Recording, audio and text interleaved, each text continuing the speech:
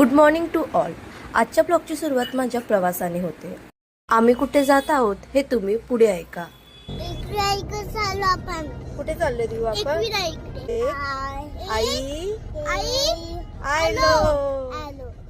मी कारने जात असल्यामुळे आमच्या प्रवासाला अंदाजे 2 ते 2.5 तास लागले. बऱ्याच वेळात आम्ही कारला परिसरात पोहोचलो. आले भाऊ. हा खेळणी पाहिजे येताना घ्यायची.